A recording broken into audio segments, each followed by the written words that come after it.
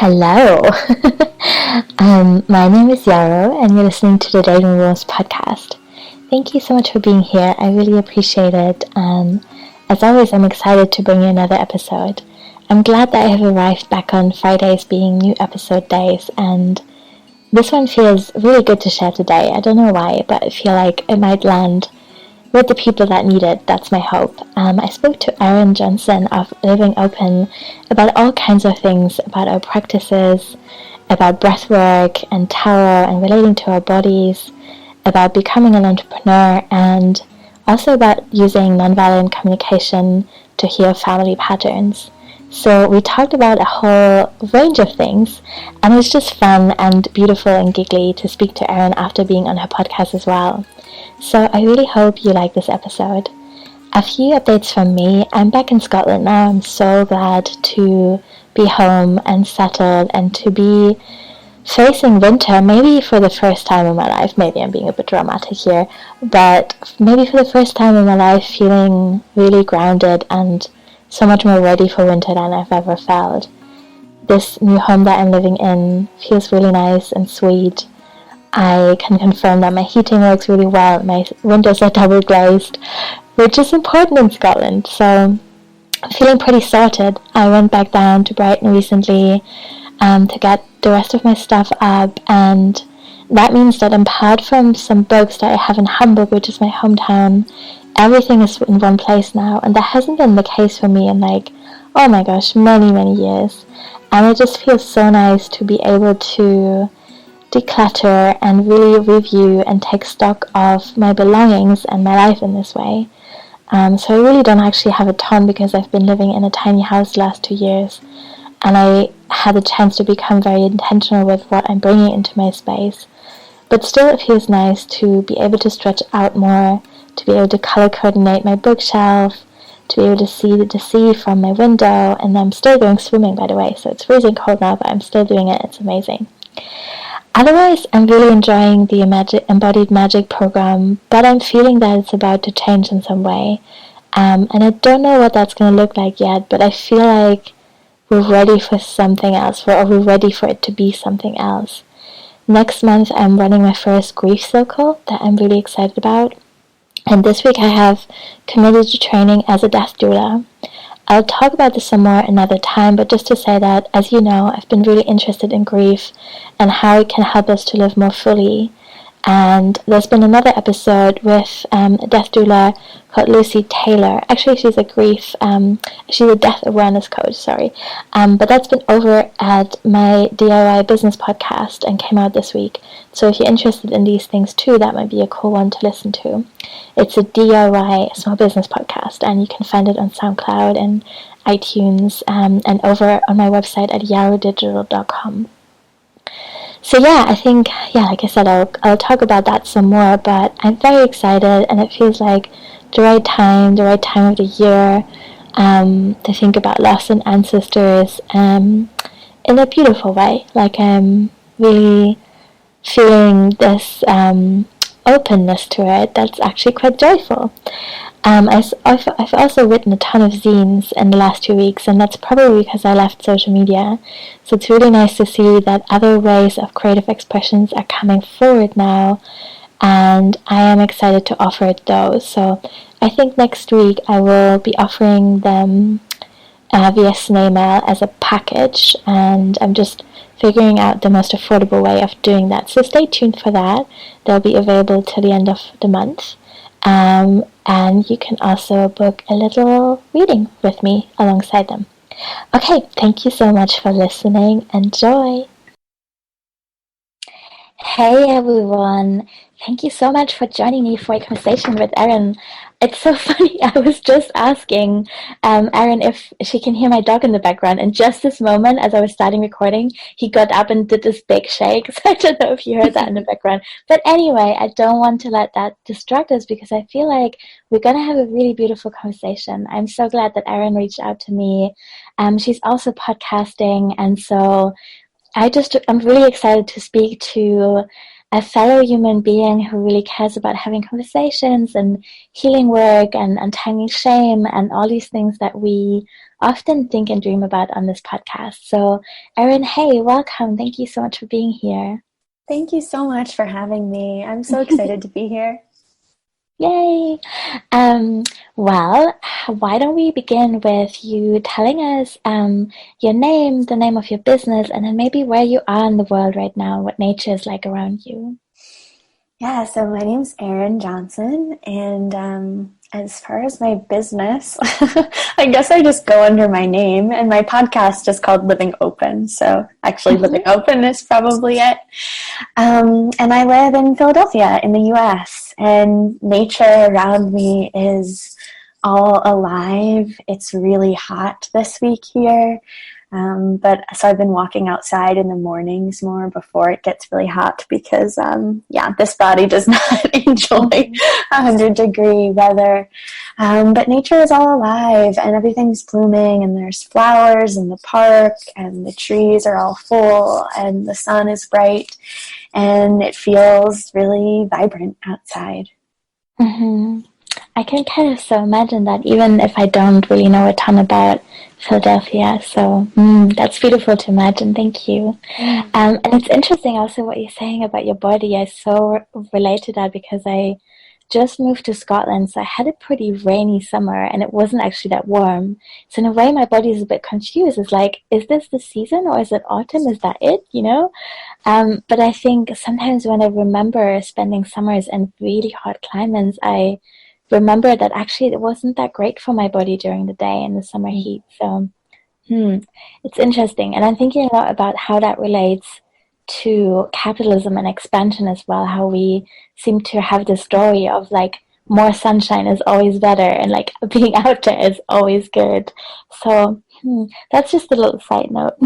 Oh, I love that. That's actually something I've been thinking about a lot, not specifically with the sun, but this year, just this question of what is enough? What's enough sun? What's enough clients? Enough money?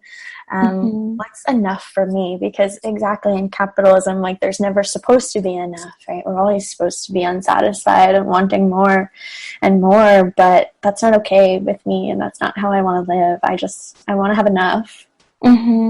Yeah. Which is actually a beautiful segue into my next question. I would love to hear a little bit more about what your work is at the moment, with the understanding that maybe it's also a snapshot in time, because I think something I really love about the kind of work that we do is that it can be pretty fluid. So I'm just wondering, like, what are you excited about in your work at the moment, and what has that been like as a journey for you? Oh, thank you for asking. Yeah, I really appreciate that acknowledgement that our work is fluid, because mine is very fluid, and at any given time I'm working on and focusing on something different because I do a lot of different things. But right now I'm feeling really excited by my breathwork work, and I've been doing a lot of private work with clients on that, and I've been really deep in my own personal practice with breathwork. Really this whole year I've been really dedicated to my personal practice, and that's just spilled over into my work, and it's made me more excited about doing this work with other people and offering it. And I think that's usually how it goes for me, is what I focus on and what I'm excited about in my work is what I'm focused on and excited about in my personal practice. And there really isn't a separation, so it just sort of flows like that. Yeah, that makes sense. And I feel there's real big magic in how we seem to be attracting people with the kind of challenges that we're currently facing as well. I feel like there's always these waves of like, oh, I'm looking at this particular part of myself right now, and this is the tool that's really helping me. And suddenly people pop up everywhere and they're like, I'm experiencing this really similar thing. What is working for you? So, yeah, that's beautiful. Yeah, I have always found that to be true. Absolutely. I'm wondering, and I love that you're doing breathwork, by the way. I would love to hear that about that a little bit more. And I feel like also it's like such a big field, and there's so many different directions that we could take that in. So I want to begin with asking what your relationship to embodiment is like at the moment, and maybe how that's related to breathwork. I've had a lot of experiences this year that have really helped me connect with my body and get more comfortable in my body. And breathwork has been part of that, but really the experiences that stand out have really helped me release a lot of shame around my body. And so just to give a little context, like I've really uncovered a lot of the beliefs that I've been holding around my body. And I grew up in a really religious home where the idea was always that you need to cover up in order to be loved, that your body is, you know, inherently sinful and shameful and something to be controlled. Mm-hmm. So I've done a lot of unpacking of that this year, and I've had some really beautiful experiences that have helped me get really out of my comfort zone and just feel more free in my body. Like one of my friends is a boudoir photographer, and I was visiting her in California in the spring. We did a photo shoot naked at a nude beach, and that was definitely, yeah. Amazing. It was amazing, and I just felt so held and supported by her, and it was just a beautiful experience to just be free in my body, in nature, and have it be loved and appreciated by someone in a non-sexual context and in a non-sexual way. And I also went to spirit weavers, and if anyone knows about spirit weavers, there's also a lot of nudity there. And that was really healing for me too, just to be in my body in that way around other women and just to see other normal, non-airbrushed bodies and have everyone just be okay with that. There's been a lot of that work helping me feel just like more at home and more comfortable with my body. And breathwork has brought up a lot of those patterns and a lot of those stories that I mentioned. Like the surfacing of those has mostly come through breathwork, and having experiences like that has been like taking it to the next level, deeply healing. Yeah, that makes so much sense to me. I've done a breathwork teacher training with Eryn as well, which was also the first time I've been to the US. I traveled to New York for this, and it's had such a big impact in my life, and I feel like I'm still integrating things that I've learned that one weekend. So yeah, that's really cool. And how beautiful that you had this connection with someone you felt really comfortable with. That's something I'm kind of also calling in, just letting everyone know who's listening. If you know a cool boudoir or some kind of nudity openness photographer in Scotland, I'm so here for that. Yes.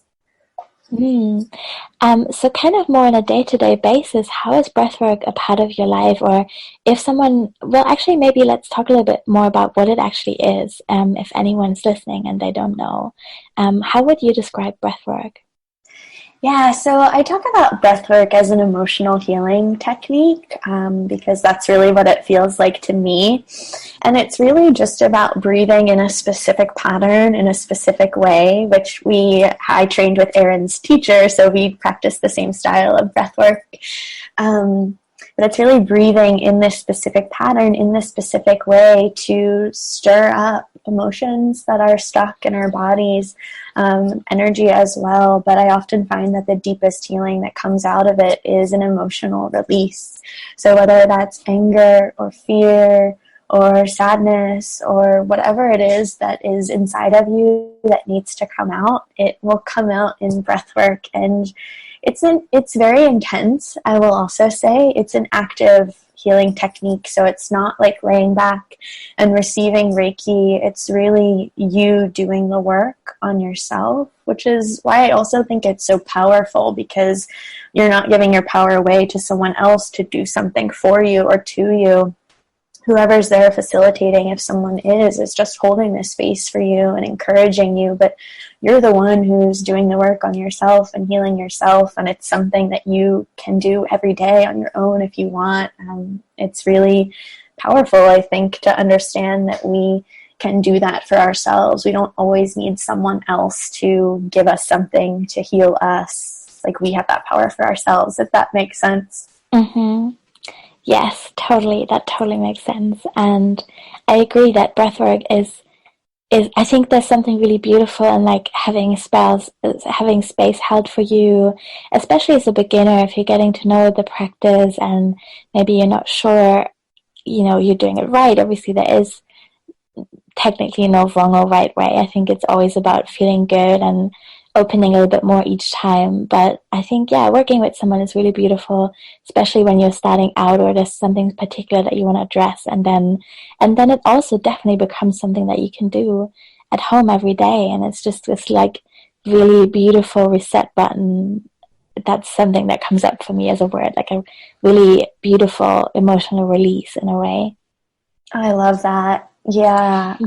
Do you do a lot of breath work, or is this part of your practice? I've let go of it a little bit while traveling at the moment because I'm staying with other people, and I really find that for me, I loved the training and being in this really big group of people who are all really committed to this practice, and like everyone was crying in the room, and we all really shared so deeply. But if I'm honest, around other people that I don't know at all, and that I don't know if how they would feel about that, I feel a lot more self-conscious doing it in my room when I can be heard. Because to me, it's really important to be able to scream and cry, and that's just not possible in an Airbnb at the moment. So, Yeah. so I'm kind of heading at the beach for like moments of breathwork sometimes.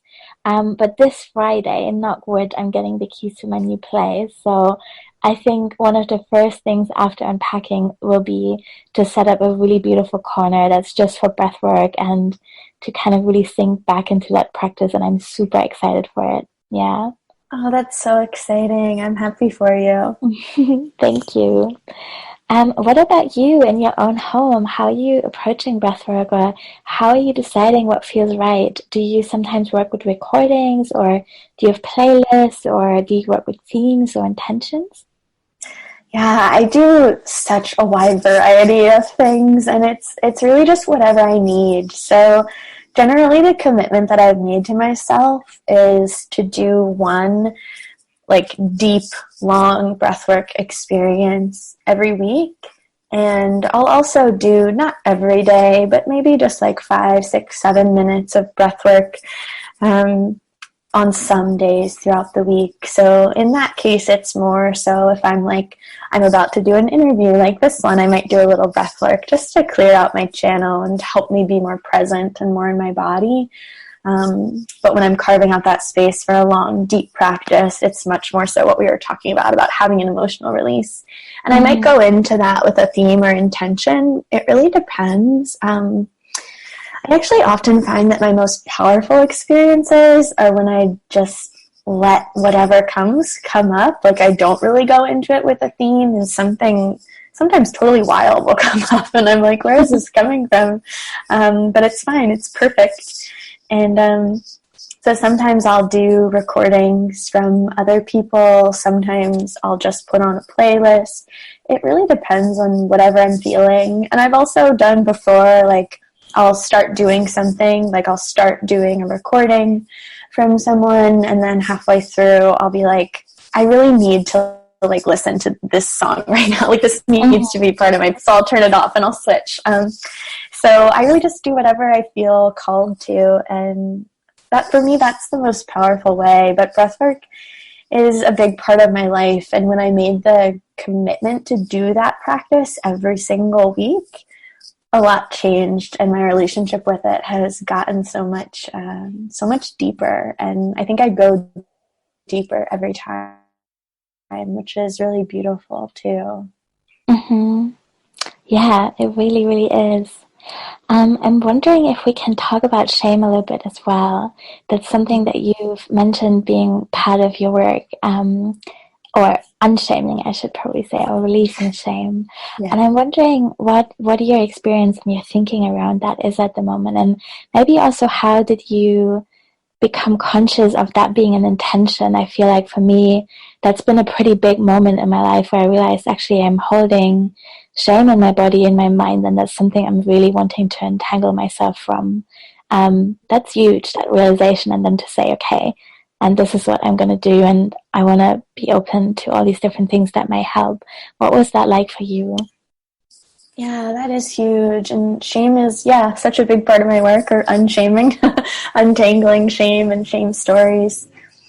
I feel like we all accumulate shame, I guess, throughout our lives when we are told, or even if we're not told directly, but we somehow understand that some part of us is unacceptable, something we have expressed, or something that we're doing, or something, or some way that our body looks, or a feeling that we're feeling. In some way we get the message that this is unacceptable, this is bad, maybe this makes me unlikable, maybe this makes me unlovable.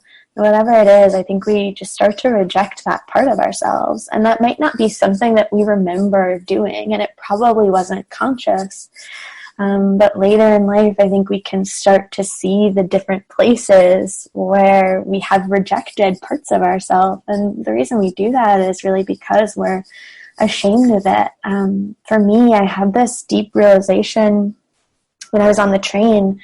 I was going from Philly to New York, and there was a person walking down the aisle of the train reciting their poetry, and I was having all this judgment come up. I was like, ugh, why are they doing this right now? This is so annoying. All that type of like judgment. Yeah. Mm-hmm. And then I just realized, like, oh, I'm judging this person because I'm actually jealous that they feel so free and open in their expression of themselves and their expression of their art.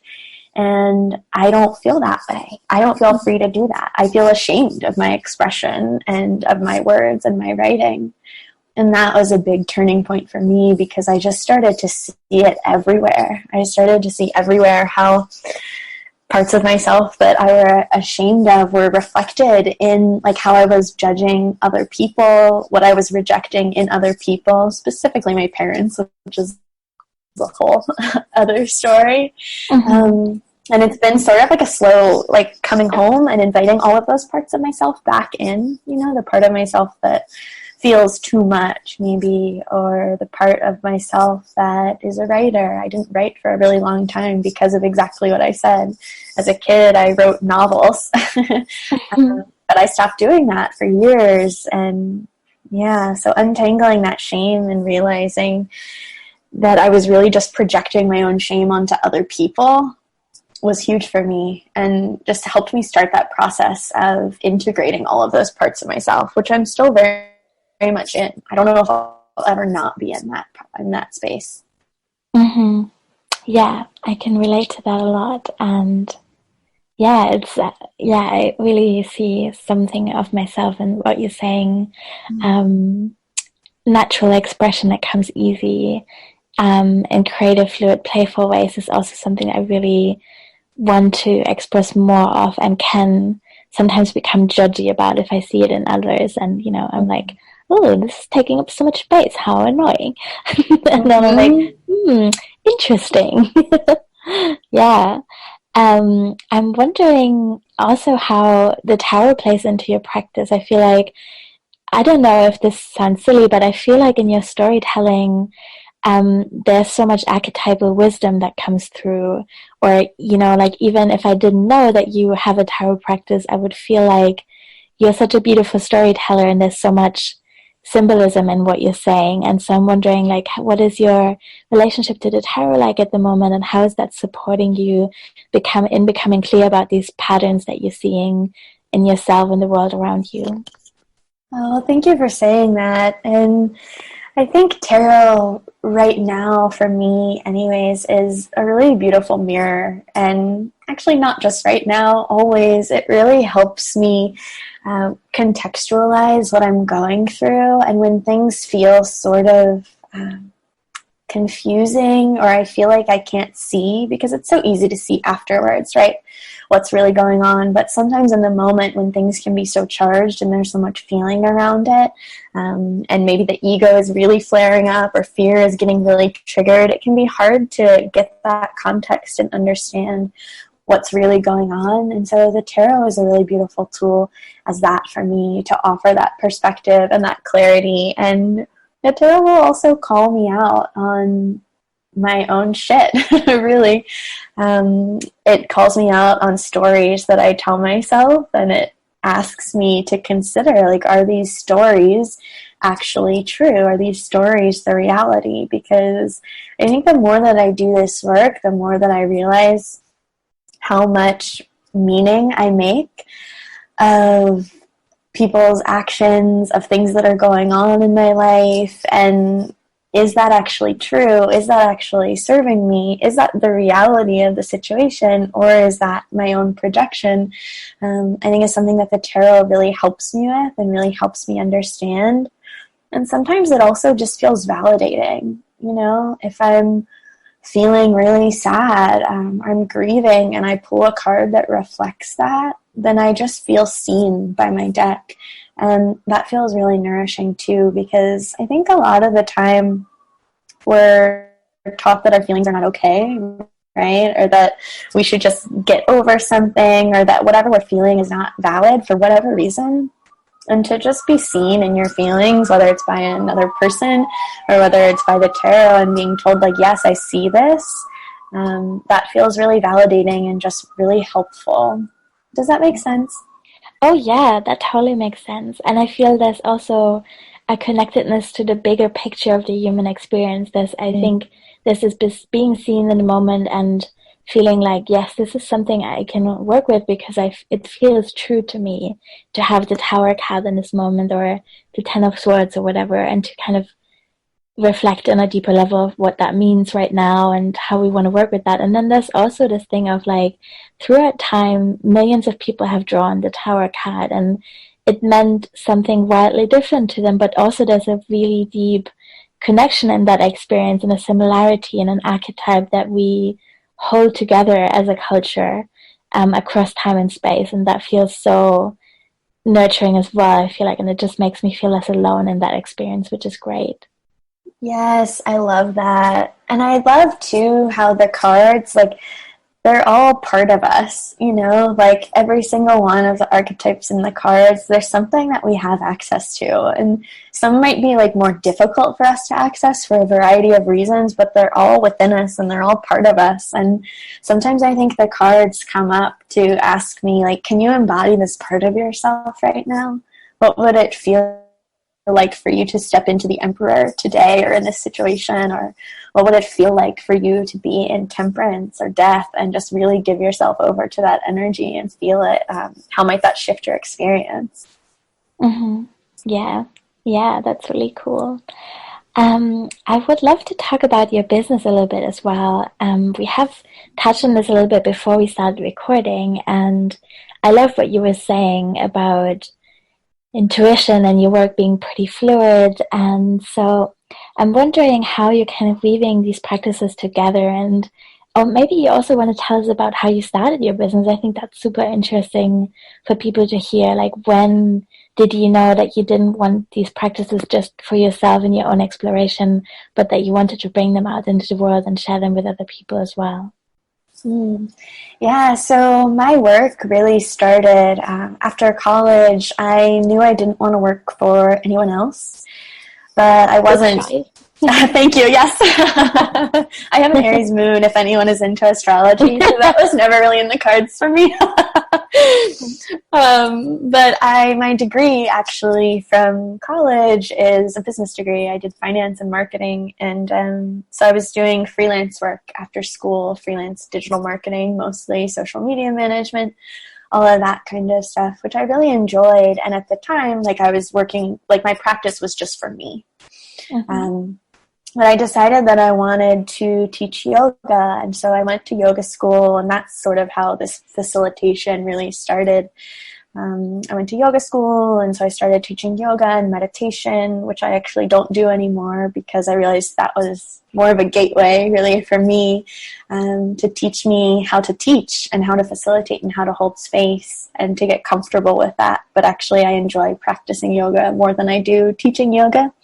So I don't do that anymore, but that really started this work for me. And from there, with yoga, I was introduced to Reiki, and I started studying Reiki.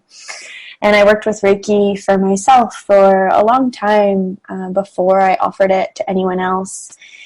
And Reiki is another beautiful practice that I love so much. But I think the thing for me, and how all of this has come together, so the path of yoga also brought me to tarot and to breathwork. What's really happened for me is to work with whatever the modality is or the tool is, and to use it for myself, and to see how it changes me and shapes me and helps me heal, and then to share about that and to offer that if I feel called for other people. All of the work that I offer is work that has been powerful for me personally, and I think I just know when I'm ready. I know that's not really helpful, but I think I just know when I'm ready to share it with someone else. And there's also all of the work too before I actually start charging for these services, to facilitate them with friends, to do them for free or for really cheap, to practice them, because I don't think, just because I did a Reiki training or whatever kind of training that I'm then totally ready to offer it to somebody else. Like, I think there's something to be said for taking your time and for practicing and for being in a student space, which is a really fun and enjoyable space for me to be in. I love to be in that sort of full energy of like anything could happen, and that energy of curiosity and wonder and play. So that's sort of how I've come into this work, and now everything just sort of has woven together really beautifully. Like, everything is really supportive of each other, right? Like, the tarot is really supportive of the work with the breath and with Reiki. And these modalities work at different levels, but all working on the same kind of stuff, right? On healing the core wounds, on understanding your experience, on helping you grow and evolve into more of yourself, is what I always say, and think that none of this work is about trying to, change you or fix you or be somebody other than you are, but just to actually be like that true self. And I hope that answers your question. No, yeah, it really does. And I love what you were saying about both the beauty of being a student and this kind of experimental phase where you're working for free or for a little less money. That makes sense to me. That's definitely something I've done too. And I feel like the internet, and especially social media, is speeding up things so much. I feel our understanding of time has really changed through our constant use of our phones. And I feel like sometimes there's a sense of urgency and of like needing to be an expert really quickly. And I feel more and more that people are attracted to and nourished by us telling the truth of how things unfolded. And, we weren't born doing this particular thing that we're doing right now. And there's been phases of questioning and experimentation and learning, and they will always return as well. And that is so beautiful and human. And I think it's also speaking to this idea that we're not teachers in a hierarchical way, but that we're facilitating and sharing something that has worked for us. And, there's things that are being shared with us at the same time. And it is more a circular way of trading with each other, isn't it?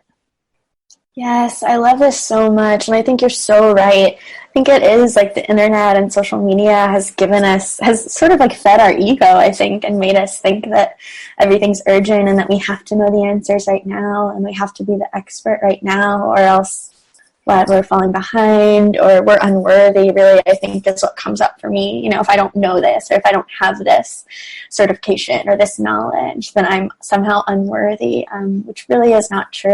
And something that stands out to me is I actually just finished my Reiki Master certification this year, but before I started the master level, I did feel a little bit of that false urgency, that false scarcity, because the school that I've studied with, the trainings take a really long time. Like, probably many of you know that you can do a Reiki training in a weekend or a master level in like 2 weekends. But the school that I've studied at every training has been 3 months, and then the Reiki master level is 6 months. And I had this little sort of tightness before I started, and I was like, this is going to take so long. Like, should I just do a shorter program so I can just know this, so I can understand this. And then I was like, there's literally no reason for me to do that other than my ego. Like, there's really is, because I have the time, I could afford it. It was really just my ego saying, that's too long, you need to know this now. You're not worthy of being a Reiki practitioner, you know, you need that title, which I really don't. And so if anybody else feels that way around urgency and that expert mentality, I totally feel that. And that's definitely been a big ego thing for me too. Mm-hmm.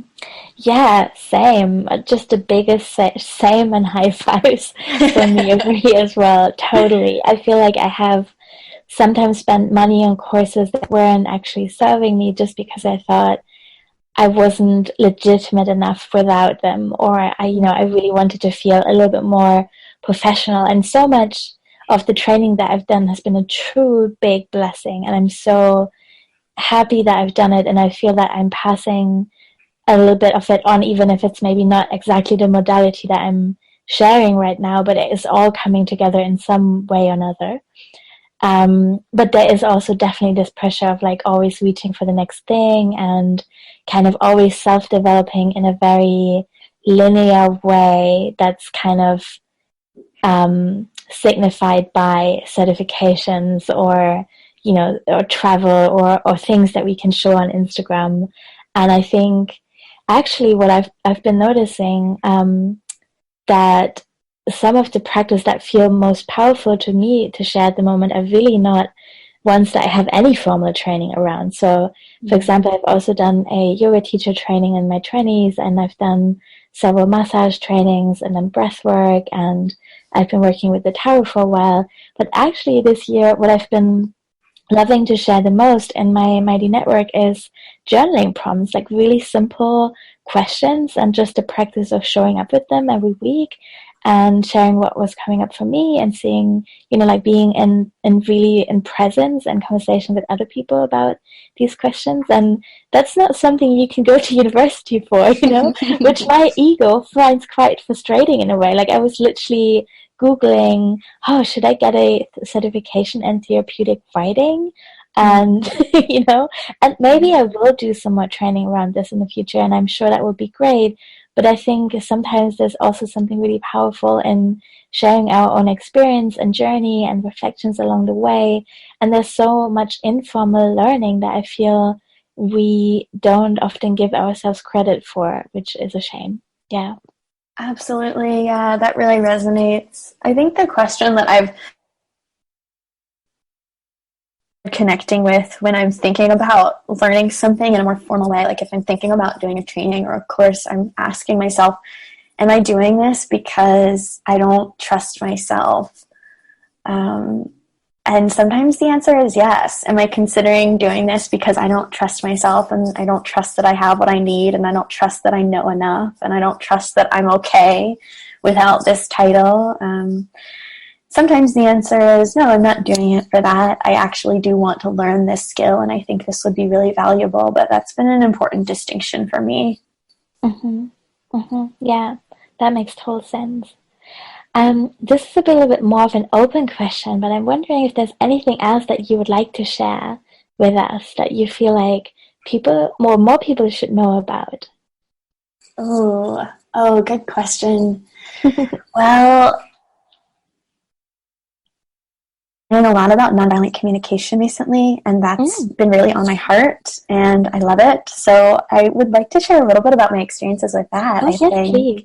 Yes. So it's really beautiful, and there's a teacher here in Philly, Terry Lewin, who I've taken classes with, and the whole idea of nonviolent communication is that everything anyone says or does is just trying to get their own needs met. And when she said that, my head sort of exploded because I was like, of course this is true, but just hearing it in that way just opened up so much for me. And specifically in my relationship with my mom, this nonviolent communication work, and I've only taken these classes like this summer. It hasn't been a long time, but that's really helped me shift a lot in my relationship with my mom, which is something I've struggled with for my whole life. And how I really worked with this to start was I just started journaling. Mm-hmm. Journaling practice around what are all of the stories that I tell myself about my mom. What are some of the things that she has said that I still think about and that still hurt me, or things that she typically says or continues to say that trigger me or upset me? And asking myself, okay, what is she actually saying here, regardless of the meaning I'm trying to make of it? And what is the need that she's trying to meet by saying this, by expressing this? And connecting with that just helped me open up to such a deeper level of compassion. Mm-hmm. And just to give an example, because I think it might help this make more Mm-hmm. sense, is one of the things that my mom often says about me or to me is that she's really afraid that I'm going to hell. I think I mentioned my family's very religious, so there's that component there. And that's something that really terrifies her, and she often says that. And so I was journaling, and I was just asking myself, like, okay, what is she actually saying here? And I realized what she's really saying is she loves me, and she's terrified that something bad is going to happen to me. And the need she's trying to meet is to protect me, to protect her kids. And just understanding that, it's like, I still don't like that she says that, right? I wish she wouldn't say it, but it's not really about me changing her and what she says and what she believes. But I can drop into this level of compassion and understand why she's saying that and what she really means. And that's just one example of like many things that I wrote about. And it just really has shifted our relationship. Even though this is just work that I'm doing on my own and she's uninvolved, it really has brought a completely different energy to our relationship, and it feels like the beginning of a really deep healing. Mm-hmm.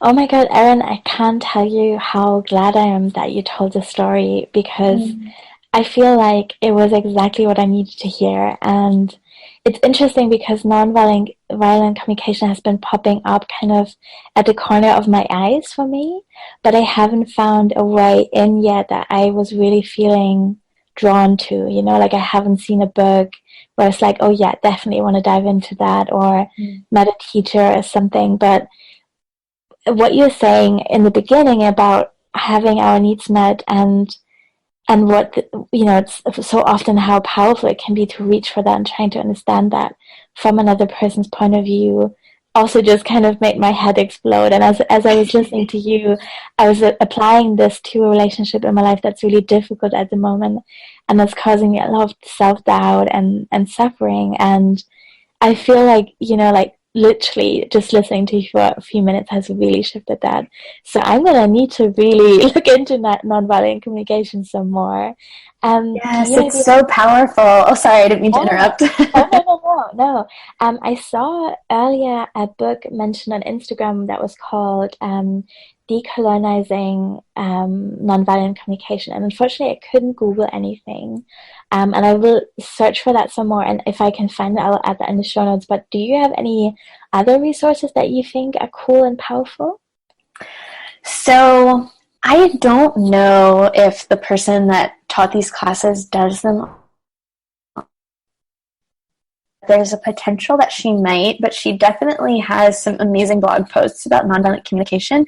And her website is backtolife.org. 99% sure about that. I'll confirm with you after. Okay. But she definitely has some beautiful blog posts, and she holds circles, and she's incredible. She also holds retreats, actually, now that I think about it. I have not gone on one of those, but she definitely did a compassionate nonviolent communication retreat this summer, and so I'm sure she does other ones of those as well. I haven't read any books about it, unfortunately, although I did also see that book shared on Instagram yesterday.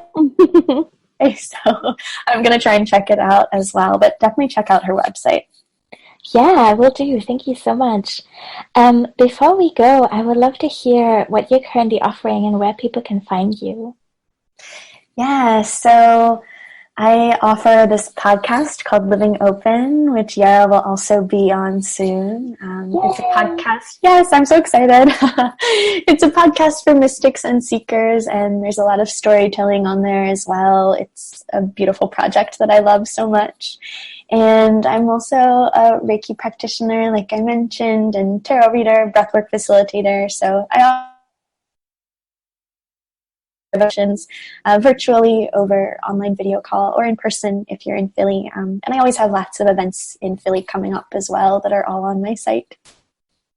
Yeah, that's so beautiful. I saw that earlier actually, and I was going to say, I love that you're doing that because I feel like so many of us have really shifted our practices to be completely online. I used to teach in Brighton in the south of the UK when I lived there, and I've been traveling too much to kind of really maintain a local practice, which I really miss in some ways. And now that I'm settling a little bit more here, I'm kind of reconsidering what that could look like. So I'm excited that it's working for you and that you found a way to do that. That's beautiful because I think, the internet is so powerful, and I'm so incredibly grateful for how it connects us and how it makes really radical ideas more accessible, and practices are being spread. And also there's something so beautiful in being just next to another person in the same room. That's really cool. Yeah. There really is. Yeah, I have to say, I did like all online work, like I mentioned, when I first started working for myself. It was all freelance and I was traveling all around. So I actually had this totally location independent business and I loved it until I didn't. And I was really craving like in-person community, and I still enjoy doing work online. And of course it's amazing. Like we wouldn't be connecting right now without the internet, but the in-person work, whether it's like groups or private sessions, it lights me up in such a special way. And I just keep calling more of that in, even though, I don't know, maybe that's not the best like business idea, but I just love it and it makes me happy. Yeah, that makes me happy too. You also have a patron, right? That's connected to your podcast. I just saw. That's really cool. I love Patreon, and I really want to link to that as well. Yes, I do have Patreon, and also I forgot to mention that since we talked so much about breathwork, I also have a free breathwork meditation on my website if anyone wants to try the practice out. I want to try that. That's beautiful. Yes. I love just seeing, there's so many different approaches, and I would love to hear your voice in a breathwork practice. So I'm going to sign up after speaking to you. Thank you for mentioning that. And also to say, if anyone didn't catch any of that, we'll link to all of this in the show notes. So it will be there as well. Eryn, thank you so much. It was really beautiful to talk to you. I'm really excited to share your insights and practices and your story with everyone. And I hope that people feel inspired to check some of these things out. So yeah, thank you so much. Thank you so much for having me. I love this conversation. I'm sad that it's over, to be honest. Me too. Let's do this again. I was just saying the other day, I really want to have second and third conversations with people this year because I feel like in some ways I want to honor people's attention span. And I know that more than an hour is really long to listen to, and it maybe makes it a little bit less accessible. But in some ways, I also feel like we're often just beginning to tell a story with this first interview, and I really, just really want to have people again and go a little bit deeper. So if you're up for that, I would love that. Oh, of course I'm up for that. I love that idea. Great. Thank you so much, Eryn. Thank you. Thank you. Yeah, I am excited to talk to you on Thursday, too. Yes. Speak to you soon. Bye. Bye.